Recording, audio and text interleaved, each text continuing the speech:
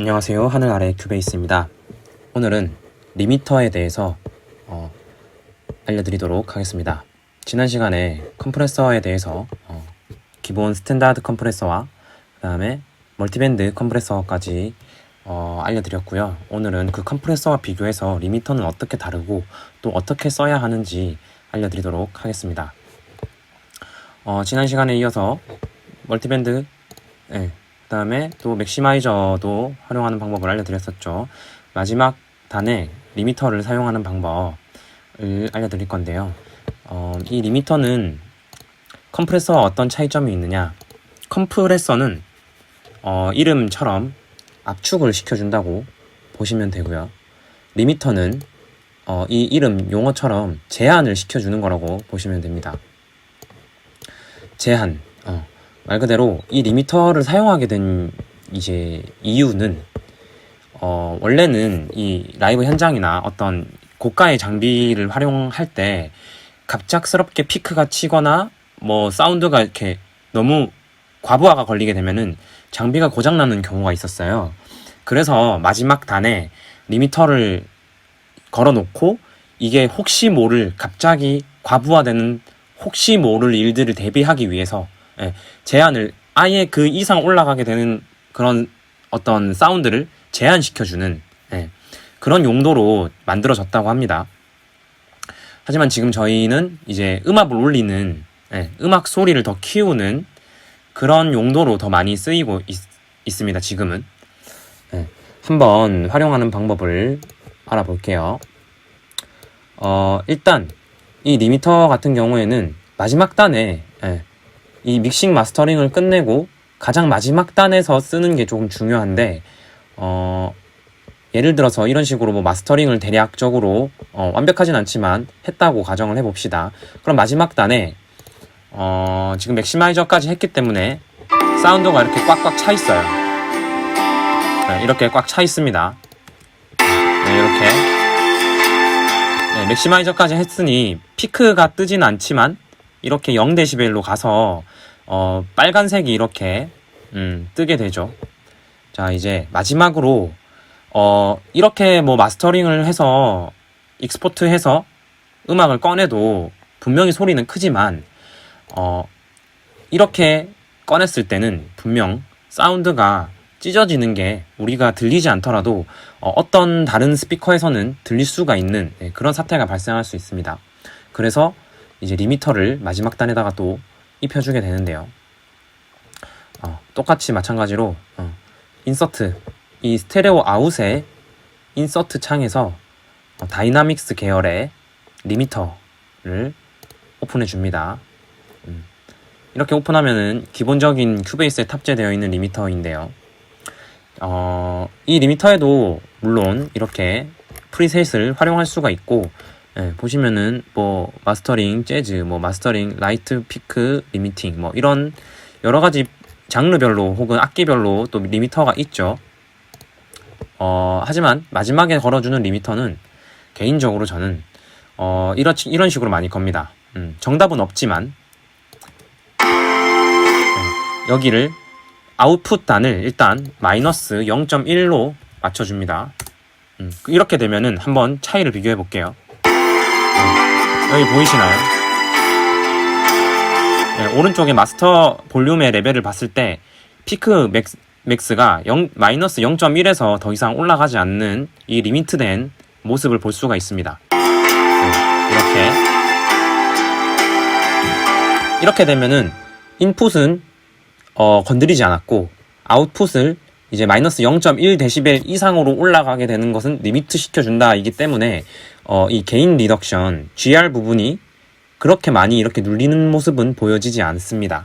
하지만 우리 실제로 그 유통되는 음원들을 보면은 이렇게 유통되는 음원을 불러왔을 때 굉장히 이 피크 레벨이 거의 어떤 소세지 모양처럼 굉장히 뭐 예를 들면은 이런 식으로 보이는 정도입니다. 마지막에 보면은 마스터링 된 음원을 보면은 자, 그러면 우리도 그런 어떤 음악 사운드의 볼륨 크기에 비슷한 경쟁력을 갖춰야 하기 때문에 어느 정도는 음압을 적정선에서 올려줄 필요가 있습니다.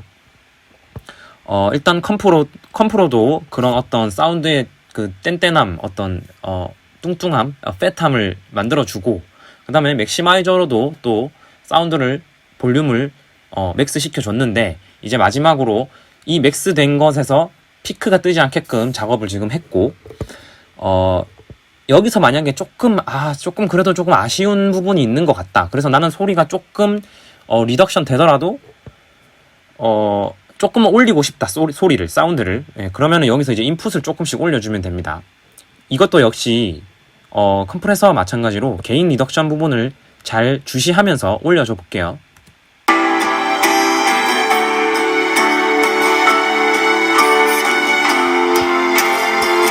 네, 이런 식으로 인풋을 올렸더니 이제 게인 리덕션이 이렇게 왔다 갔다 하는 것을 확인할 수 있는데요.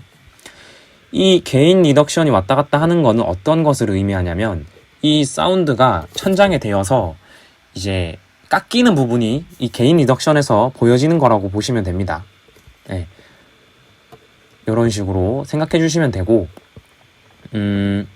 개인적으로 저는 이거를 이렇게 많이 올리는 것은 추천하지 않아요. 네.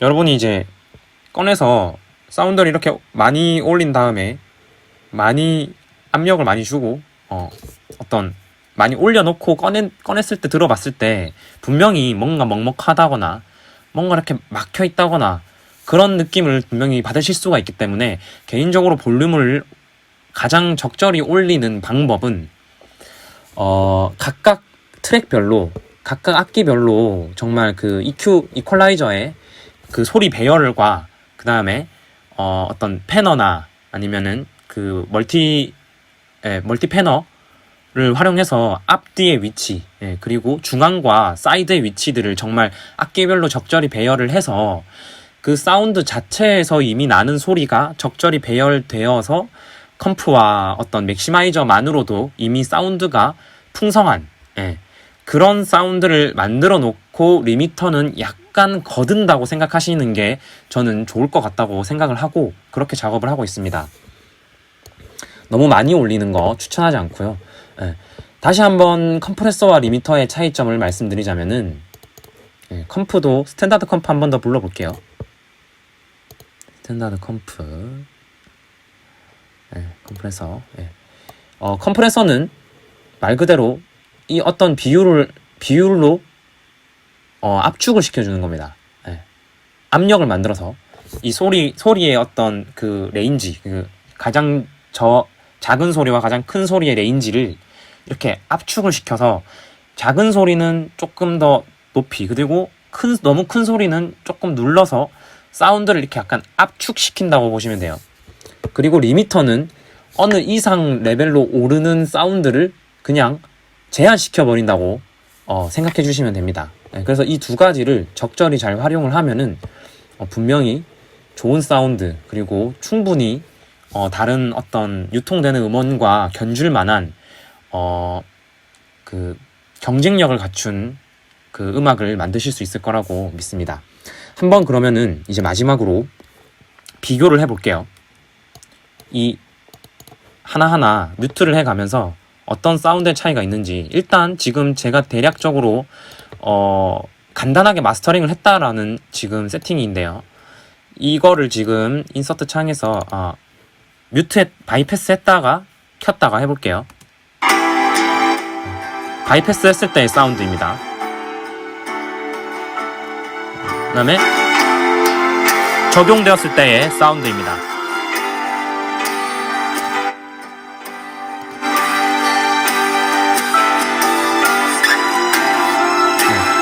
이렇게 리미터를 그 바이패스 했을 때는 또 피크 맥스가 0까지 이렇게 빨간색으로 뜨는 모습을 볼 수 있고요. 네, 이어서 맥시마이저를 한번 제거해 보겠습니다. 확실히 소리가 작아진 것을 느낄 수 있죠. 이 맥시마이저를 적용하기 전의 사운드는 마이너스 3dB 정도 이상은 뜨지 않게끔 적용하는 게 저는 개인적으로 좋다고 생각하고 작업을 하고 있습니다. 그냥 믹싱만 했을 때 이 마스터링을 하기 전의 사운드는 마이너스 3데시벨 정도, 가장 높아야 마이너스 3데시벨 정도로 작업을 하는 게 좋다고 생각을 하고, 그 다음, 이제 이 마지막으로 컴프도 한번 비교해 볼게요.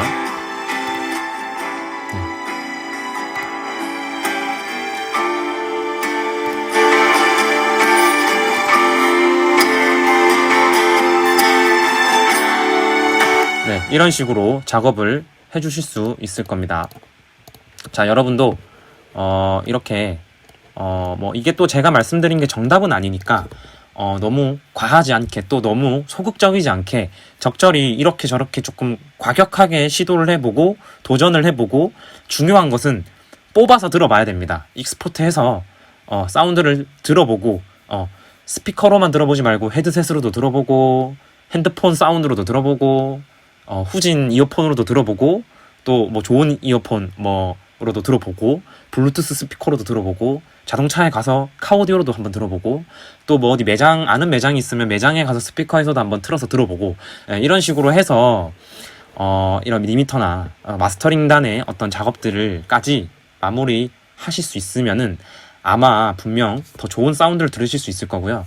또 여러분이 만약에 지금 이렇게 마스터링을 하기 전에 사운드와 실제로 유통되는 음원, 뭐 이 유통된다라고 말씀을 드리니까 모르실 수도 있는데, 발매되는 앨범들 있잖아요. 실제 메이저 가수들이나 아니면 인디에서 활동하시는 분들이 뭐 어떤 음원 서비스 사이트에 발매를 하는 음원과 비교를 해서 들어보시고, 이 발매된 앨범의 사운드의 크기와 내가 지금 마스터링을 하기 전에 꺼낸 이 사운드가 왜 차이가 나는지, 그 차이가 나는 가장 큰 이유는 이렇게 마스터링 작업에 있거든요. 그래서 이 작업까지 마무리 하실 수 있으면은 분명 여러분은 더 완벽한 사운드를 만들어내고, 또 주변 사람들에게 더 완벽한 사운드를 들려주실 수 있는 그런 실력을 갖추게 될 겁니다. 이 영상 후에 나중에 이제 믹싱과 마스터링까지 더 이제 정리된 어떤 영상을 또 추후에 차차 만들도록 예정이고요. 지금은 이 영상들을 각각 그냥 이렇게 뭐 특별한 어떤 연결성 없이 지금 제가 작업들을 해가지고 영상을 업로드하고 있는데, 그래서 여러분이 제 채널의 컨텐츠를 찾아보실 때 1강부터 뭐 2강, 3강, 4강 이렇게 순서대로 보시는 것보다는 지금 당장 여러분이 눈이 가고 필요한 것 먼저 보시고 시도해보고 재미를 느끼셨으면 좋겠습니다. 그래서 저도 1강부터 순서대로 이렇게 공부하세요라고 순서대로 올리는 것은 아니고, 나중에 어떤 카테고리에 질문이 왔을 때 그 카테고리에 맞는 영상을 쉽게 찾아주기 위해서 제가 숫자를 매기고 있는 것이고, 여러분들이 제 채널에서 영상을 감상하실 때는, 공부하실 때는 각각 그냥 당장 필요한 것들을 찾아서 약간 사전처럼 이 단어가 뭐였지? 라고 필요한 것들을 찾아서 들으시면서 공부하시거나 아니면 연습하시거나 하셨으면 더 아마 즐겁고 재미있게 작업을 하실 수 있을 거라고 생각합니다. 도움이 되셨다면 구독과 좋아요, 알림 설정 부탁드리고, 또 추가적인 질문이 있다면 댓글 부탁드립니다. 끝까지 시청해 주셔서 고맙습니다. 즐거운 음악 작업 되십시오.